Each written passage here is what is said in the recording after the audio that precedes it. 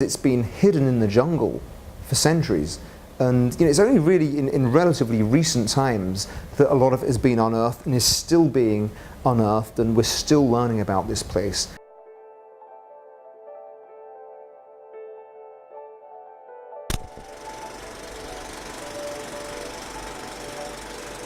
I'm the co-founder of Globo Maestro. I'm also a contributing editor at Condé Nast Traveler.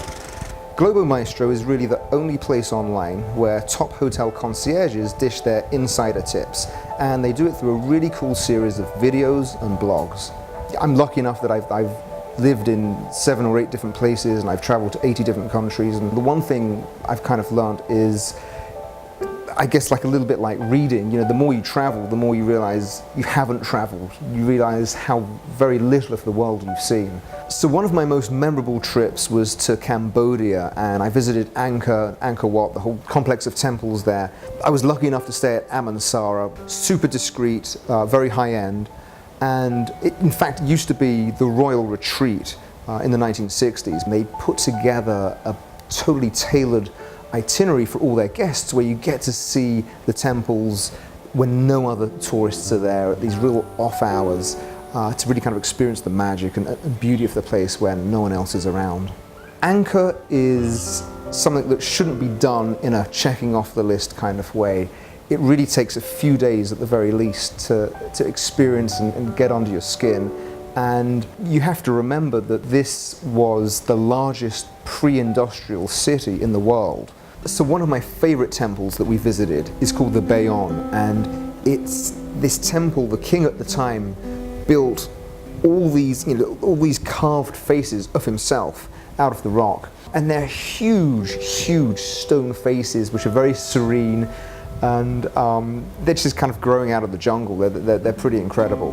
Another of my favorites was this place, Ta Prohm, which you really see something incredible going on. You see these really, really ancient trees and these roots and these really gnarly, never-ending tree trunks sprawling and spewing out of the earth and through the stone and in and around. And it's kind of like the temples, which are kind of decaying. I mean, they're very, very old, and they're crumbling and being propped up in many places. These structures are being kind of taken back by nature. It's kind of coming back to reclaim its part in that place.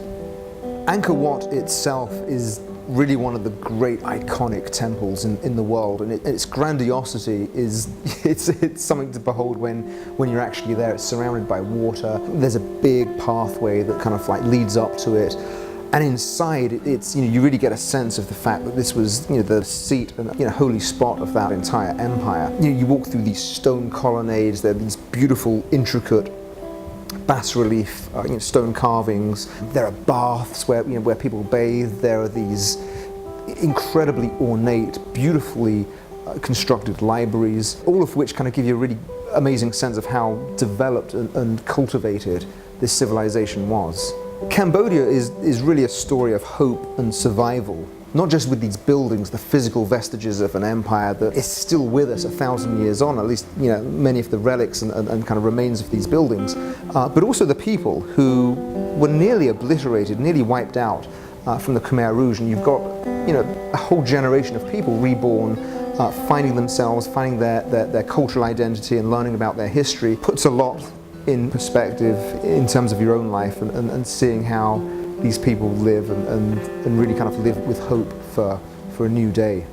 For me, it's not really about which particular places you see, because if you spend a few days there, you'll get to see Ta Prohm with all the gnarly roots that are growing out in between the rocks, and you'll get to see Angkor Wat, which is the granddaddy of all the temples. But really, it's the way you experience Angkor, and I would highly recommend, if you can find a way to do it so you're visiting in between when all the crowds and all the tourists are getting there, and you can really try and appreciate the sense of the place during those really quiet times, before dawn or later in the evening when no one else is around, not a soul, and you've really got the jungle and these 1,000-year-old temples pretty much to yourself.